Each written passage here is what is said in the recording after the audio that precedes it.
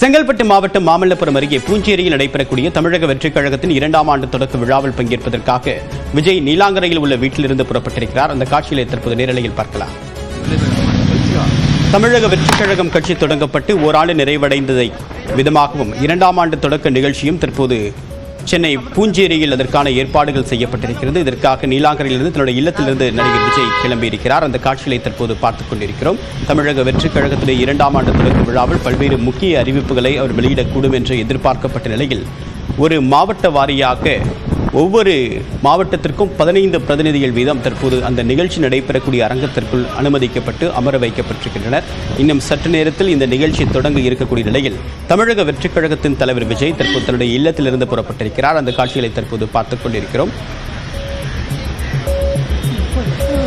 விவரங்களுடன் நம்முடைய செய்தியாளர் செந்தில்ராஜா நிகழ்ச்சி நடைபெறக்கூடிய இடத்திற்கு எவ்வளவு நேரத்தில் போய் சேருவாரு? அடுத்தடுத்த திட்டமிடல் என்னவாக இருக்கு?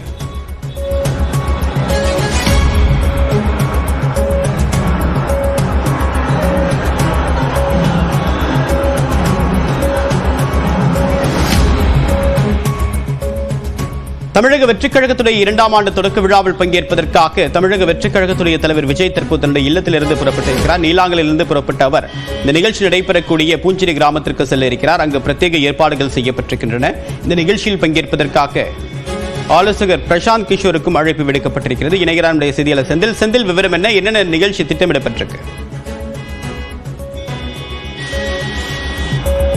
பிரியன், தற்போது தமிழக வெற்றி கழகத்தின் தலைவரான விஜய் தன்னுடைய கட்சி நிகழ்ச்சி, அந்த ஆண்டு விழா நிகழ்ச்சிக்காக கலந்து கொள்வதற்காக வீட்டிலிருந்து புறப்பட்டிருக்கிறார். அதாவது நீலாங்கரை இல்லத்திலிருந்து தற்போது அவர் புறப்பட்டிருக்கிறார். இந்த நிகழ்ச்சி காலை 10 மணி முதல் மதியம் 1 மணி வரை நடைபெறும் என்று தெரிவித்திருந்தார்கள். அதற்காக கட்சியுடைய நிர்வாகிகள் அனுமதி அட்டை வழங்கப்பட்டு இங்கு பல சோதனைகளுக்கு பின்னாடி அந்த ஹாலில் அமர வைக்கப்பட்டிருக்கிறார்கள். ஒருபுறம் நிர்வாகிகள் தயாராக இருக்கக்கூடிய நிலையில் தற்போது விஜய் தன்னுடைய இல்லத்தில் இருந்து புறப்பட்டிருக்கிறார்.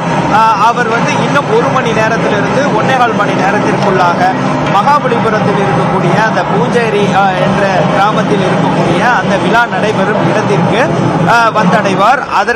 அவர் வரும் வழியில் அவரை வரவேற்க திட்டமும் வைக்கப்பட்டிருக்கிறது. இருபுறமும் கட்சி கொடிகள், பேனர்கள் என பல்வேறு விஷயங்களை வைத்து அவருடைய தொண்டர்கள் அவரை வரவேற்க இருக்கிறார்கள்.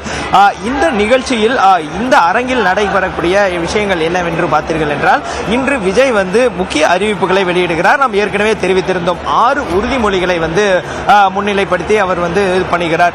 குறிப்பாக பெண்கள் பாதுகாப்பு உள்ளிட்ட பல்வேறு விஷயங்களை அவர் பேச இருக்கிறார். இந்த நிகழ்ச்சிக்கு அவர் இல்லத்தில் இருந்து புறப்பட்டிருக்கக்கூடிய இந்த நிலையில் அவர் இந்த அரங்கத்திற்கு வரும்போது பல கலை நிகழ்ச்சிகளோடு அவரை வரவேற்பதற்காக திட்டமிட்டிருக்கிறார்கள். அது மட்டுமல்ல, அரங்கத்திற்குள் அந்த பாரம்பரியம் மிக்க ஒரு கலை நிகழ்ச்சி நடைபெறும். அதற்கு முன்னதாக விஜயை வரவேற்பதற்காக சில கலை நிகழ்ச்சிகளையும் நிகழ்வுகளையும் அவர்கள் ஏற்பாடு செய்திருக்கிறார்கள். அவர் அரங்கத்திற்கு உள்ளே வந்த பிறகு இந்த நிகழ்ச்சியானது ஒரு 10 மணி அளவில் தொடங்கும். அதற்கு பிறகு கலை நிகழ்ச்சிகள், அதற்கு அப்புறம் கட்சியுடைய சில முக்கிய நிர்வாகிகள் பேசுவார்கள். அதற்கு பிறகு கட்சியுடைய சிறப்பு ஆலோசகரும் ஜன் சுராஜ் கட்சியுடைய தலைவருமான பிரசாந்த் கிஷோர் பேச இருக்கிறார். அதைத் தொடர்ந்து ஒரு 12 மணி அளவில் விஜய் பேசுவார். அப்போதுதான் அந்த உறுதிமொழி ஏற்பக்கூடிய விஷயங்களை அவர் வாசிப்பார். அது குறித்த சில கருத்துக்களையும் தெரிவிப்பார். குறிப்பாக நாம் ஏற்கனவே குறிப்பிட்டது போல இங்கு பதாகைகள் வைக்கப்பட்டிருக்கிறது. அதில் மத்திய மாநில அரசுகள் கூட்டணி சேர்ந்து கொண்டு இது பல்வேறு விஷயங்களை கண்டும் காணாமல் இருக்கிறார்கள். மக்களுக்கு எதிராக செயல்படுகிறார்கள். பெண்கள் பாதுகாப்பு விஷயங்களில் கவனம் செலுத்தவில்லை என்பது உள்ளிட்ட விஷயங்களை பேனராக வைத்திருக்கிறார்கள். இது குறித்த அந்த பேச்சை அவர் அந்த உறுதிமொழி ஏற்று அவர் பேச இருக்கிறார். நாம் நேற்றே தெரிவித்திருந்தோம் அவர் சில முக்கிய அறிவிப்புகளை வெளியிடுவார் என்று. அதில் அந்த அறிவிப்புகளை இந்த 6 உறுதிமொழி அடங்கும் வகையில் திட்டமிடப்பட்டிருக்கிறது. மத்திய மாநில அரசுகளுக்கு எதிராக விஜய் இன்று பேசுவார் என்று தெரிகிறது. அந்த வகையில் தான் தற்போது இங்கே வைக்கப்பட்டிருக்கிற அந்த பதாகைகளும் சொல்கின்றன. அதில் அந்த வாசகங்களும் இடம்பெற்றிருக்கின்றன. வருகின்றன.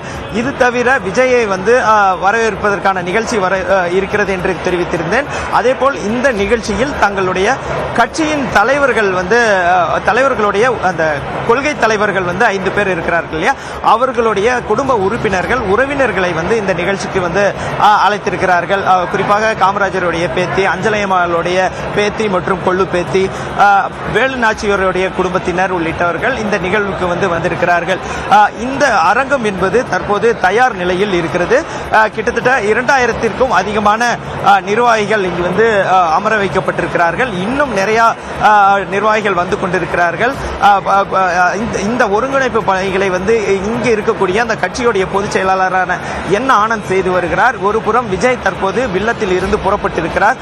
இந்த நிகழ்வானது விரைவில், அதாவது இன்னும் 1 மணி நேரத்தில் அவர் விஜய் வந்து சேர்ந்தவுடன் இந்த நிகழ்வானது தொடங்க இருக்கிறது. தேவப்பிரியன், செந்தில், நிறைய கட்சியிலிருந்து நிர்வாகிகள் இணையக்கூடிய வாய்ப்பு இருக்கா? நாம் தமிழர் நிறைய முக்கிய நிர்வாகிகள் அண்மையில் விலகினாங்க.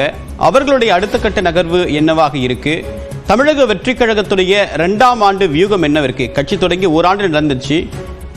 கள அரசியலை தொடங்கினதா பரனூரில் அறிவிச்ச தமிழக வெற்றி கழக தலைவர் விஜயுடைய 2ஆம் ஆண்டு வியூகம் என்னவாக இருக்கு?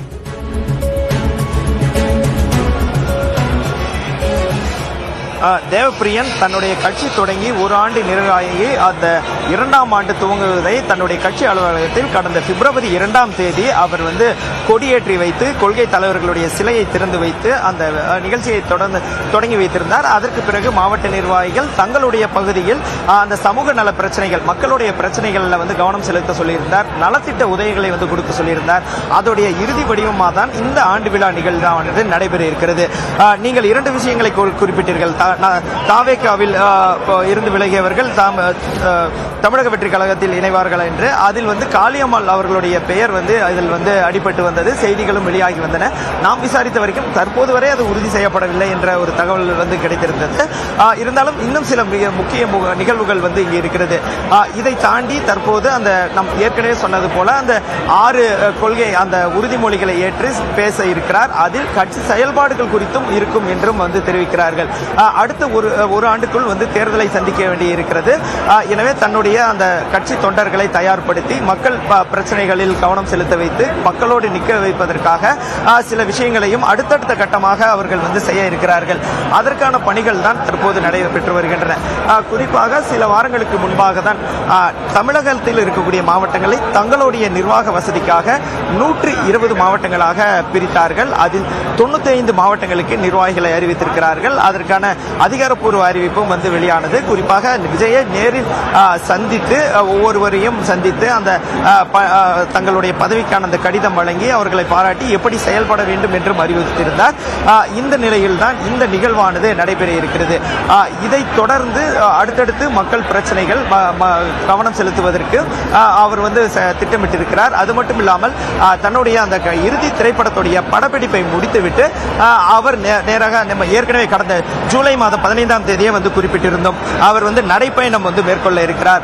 100 தொகுதிகளுக்கு வந்து பயணம் வந்து மேற்கொள்ள இருக்கிறார். தமிழகத்தில் இருக்கக்கூடிய 234 தொகுதிகளில் 100 தொகுதிகள் அனைத்து மண்டலங்களையும், அதாவது வடக்கு, தெற்கு, கிழக்கு, மேற்கு என அனைத்து மண்டலங்களையும் இணைக்கும் வகையில் 100 தொகுதிகளில் அவர் வந்து நடைப்பயணம் மேற்கொள்ள இருக்கிறார் என்றெல்லாம் நாம் தெரிவித்திருந்தோம். அதற்கான வேலைகளும் நடந்து வருகிறது. ஆனால் அதில் ஒரு சிக்கல் என்ன இருக்கிறது என்றால், விஜய் நடைப்பயணம் செல்லும் போது அவர்களுடைய பாதுகாப்பு என்னவா இருக்கிறது, எப்படி இருக்கும், போலீஸ் காவல்துறை பாதுகாப்பு வழங்கப்படுமா என்பது உள்ளிட்ட பல்வேறு விஷயங்கள் விவாதிக்கப்பட்டு வருகிறது. உங்கள் விரிவான தகவலுக்கு நன்றி செந்தில்.